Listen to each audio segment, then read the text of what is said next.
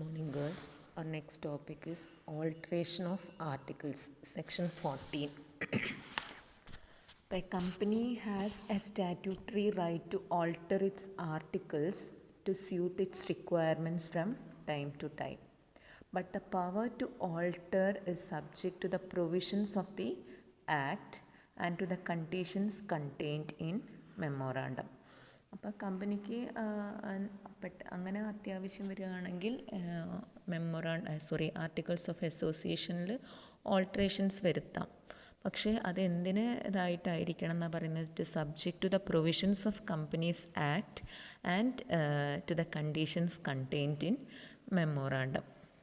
അപ്പോൾ ആ രണ്ട് കാര്യങ്ങൾ അനുസരിച്ചായിരിക്കണം company may alter its articles. Okay, ഇനി a special resolution must be passed in the general meeting of the shareholders altering the provisions in the articles, including alteration having the effect of conversion of a private company into a public company or a public company into a private company. അപ്പം alteration വരുത്താൻ ചിലപ്പം private company public company ആക്കലാവാം, അല്ലെങ്കിൽ public കമ്പനീനെ private company ആക്കാനാവാം, അങ്ങനെ എന്തും ആവാം. പക്ഷേ ഇതെല്ലാം എന്തിനനുസരിച്ചായിരിക്കണം എന്നാണ് പറയുന്നത്, it may subject to the provisions of companies act and subject to the conditions in memorandum. ആ ഒരു പോയിൻ്റ് ഓർത്തിരിക്കുക. പിന്നെ approval of the tribunal is also required for converting a public company into a private company. നിങ്ങളുടെ ടെക്സ്റ്റിൽ കുറച്ചിങ്ങനെ കട്ടി words ആയിട്ട് എഴുതിയിട്ടുണ്ട്, സംഭവം എത്രയേ വരുന്നുള്ളൂ. അതായത് പബ്ലിക് കമ്പനീനെ പ്രൈവറ്റ് കമ്പനിയായി കൺവേർട്ട് ചെയ്യണമെങ്കിൽ ട്രിബ്യൂണലിൻ്റെ അപ്രൂവലും മസ്റ്റാണ്.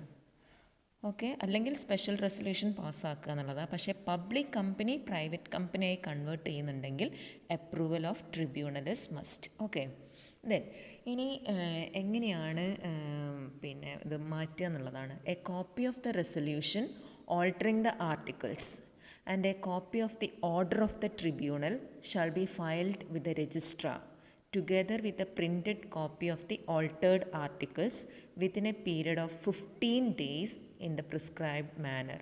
Who shall register the same എന്നാണ് പറയുന്നത്.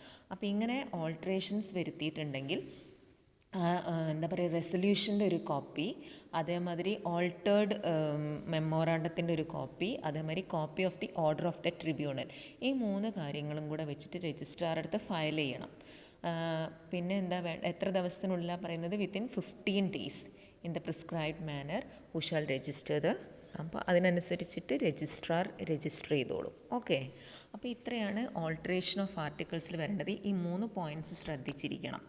അതായത് എന്താ പറയുന്നത്, convene and hold a board meeting, special resolution പാസ്സാക്കുക, on the conclusion of the board meeting send to stock exchanges where the securities of the company are listed, particulars of the proposed alteration of the articles of association of the company.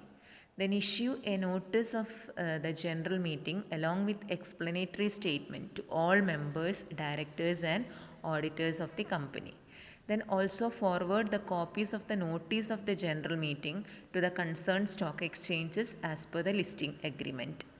അപ്പോൾ ഇത് എങ്ങനെയൊക്കെയാണ് procedure for alteration എന്നുള്ളതാണ് പറയുന്നത്. എങ്ങനെയൊക്കെയാണ് ഇതിൻ്റേത് അയക്കേണ്ടത് കാര്യങ്ങൾ, അതൊക്കെയാണ്. അത് വലിയ കുഴപ്പമില്ല, നിങ്ങളൊന്ന് മനസ്സിലാക്കി വെച്ചാൽ മാത്രം മതി. And also forward the copies of the notice of the general meeting to the concerned stock exchanges as per listing agreement. Then hold the general meeting and have special resolution passed. ഇത്രയും കാര്യങ്ങൾ കഴിഞ്ഞിട്ടാണ് meeting വിളിച്ചിട്ട് special resolution പാസ്സാക്കേണ്ടത്.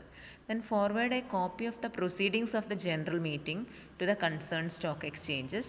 Then file with registrar of companies and make necessary changes in all copies of articles of association of the company laying the office of the company. ഇത്രയും കഴിഞ്ഞിട്ടാണ് ഈ 3 copies, ഞാൻ നേരത്തെ പറഞ്ഞില്ലേ 3 കോപ്പീസ് ഏതൊക്കെയാണ്, copy of resolution, അതേമാതിരി copy of order of tribunal and A printed copy of altered articles ഇതെല്ലാം കൂടെ വെച്ചെങ്ങാണ്ട് 15 ഡേയ്സിനുള്ളിൽ പ്രിസ്ക്രൈബ്ഡ് ഫോമാറ്റ് ഉണ്ട്, അതിൽ എന്ത് ചെയ്യുക, രജിസ്ട്രാർക്ക് അയച്ചു കൊടുത്തിട്ട് രജിസ്റ്റർ ചെയ്യിപ്പിക്കുക. Okay, then what are the general conditions while altering articles നോക്കാം. അതായത് റെസ്ട്രിക്ഷൻസ് ഓൺ ഓൾട്ടറേഷൻ പറയുന്നുണ്ട്, limitations regarding alteration of articles. So following are the restrictions on alteration of articles. First one, alteration must not exceed the powers given by the memorandum. Or be in conflict with any provisions of memorandum. അതായത് എന്ത് മാറ്റം വരുത്തുന്നുണ്ടെങ്കിലും it should be inconsistent വിത്ത് ഏതാ പറയുന്നത് conditions in memorandum എന്നാണ് പറയുന്നത്. അതിൽ പറഞ്ഞിരിക്കുന്ന പവറിൽ കൂടുതലായിട്ടൊന്നും ചെയ്യാൻ പാടില്ല. Then second one, alteration must not be inconsistent with the provisions of Companies Act or any other statute. അതായത് മാറ്റങ്ങൾ വരുത്തുന്നുണ്ടെങ്കിൽ കമ്പനീസ് ആക്ടിൽ എന്തൊക്കെ പ്രൊവിഷൻസ് പറയുന്നുണ്ടോ അതിനനുസരിച്ചിട്ടായി മാത്രമേ മാറ്റം വരുത്താൻ പാടുള്ളൂ. അതായത് അതിന് ഇൻകൺസിസ്റ്റൻ്റ് ആവരുത്. I mean must not be inconsistent with the provisions of companies act എന്നാണ് പറയുന്നത്. പിന്നെ വേറൊരു പോയിന്റ് ശ്രദ്ധിക്കേണ്ടത്,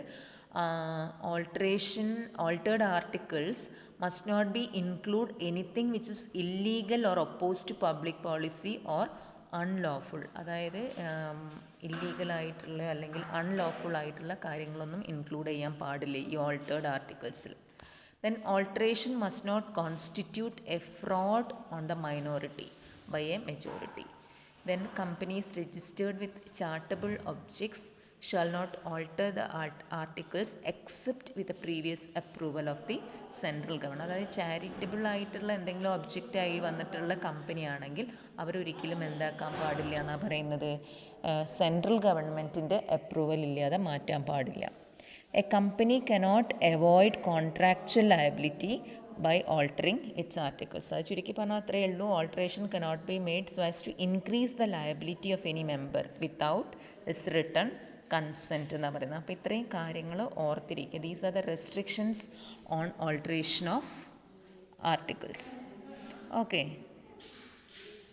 then next we can see what are the distinction between memorandum and articles. The main difference between memorandum of association and articles of association are the following. First one, memorandum of association എന്ന് പറയുന്നത് എന്താ, it is the charter which sets out the conditions on which the company is incorporated. അതായത് അതിൽ എന്താ പറയുന്നത്, company and it's conditions with outsiders. But the articles of association എന്ന് പറയുന്നത് എന്താ, they are the bylaws for the internal management of the company. Then second difference is memorandum is the main document of the company. അതാണ് charter അല്ലെങ്കിൽ main document എന്ന് പറയുന്നത് memorandum ആണ്. whereas the articles is only subsidiary document, one of the important documents of the company, but it is only subsidiary to memorandum. Okay, then third difference, memorandum defines the objects and powers of the company. അതായത് കമ്പനീൻ്റെ object എന്താണ്, what are the powers of the company with outsiders, all these are defined in memorandum. It fix up the scope and extent of activities of the company. നേരെ മറിച്ച് articles എന്ന് പറഞ്ഞാൽ എന്താ, it mentions the ways and means by which the objects set out in the memorandum can be achieved. അതായത് എന്തൊക്കെയാണ്, what are the internal management of the company, എങ്ങനെയാണ് അതിൻ്റെ ആ കാര്യങ്ങൾ, bylaws for internal management of the കമ്പനിയാണ് ആർട്ടിക്കിൾസിൽ പറയുന്നത്. Okay, then next one, memorandum regulates the relationship between company and general public. അത് ഞാൻ പറഞ്ഞല്ലോ, ഔട്ട്സൈഡേഴ്സ് ആയിട്ടുള്ള എല്ലാ കാര്യങ്ങളും, പവേഴ്സ് എന്തൊക്കെയാണ്, കമ്പനീൻ്റെ ഏത് ലെവലിൽ വരെ പോവാം, അങ്ങനെയുള്ള കാര്യങ്ങളാണ് മെമ്മോറാണ്ടത്തിൽ പറയുന്നത്. But articles regulate the relationship between the company and the members and between members themselves. Okay, then memorandum contains lesser clauses. മെമ്മോറാണ്ടത്തിൽ ആകെ 6 ക്ലോസസേ പറയുന്നുള്ളൂ. പക്ഷേ articles, there are so many contents are there in articles. Then articles of association contains provisions for entrenchment, but there is no such provisions in the memorandum. Then memorandum is governed by Companies Act only, but articles are governed by Memorandum and Companies Act.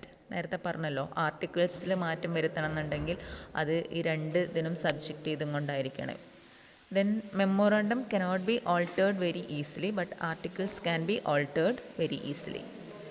Then acts ultra vires the memorandum cannot be ratified even by unanimous vote of all shareholders, but the act of directors ultra vires articles can be ratified by shareholders എന്ന് പറയുന്നത്.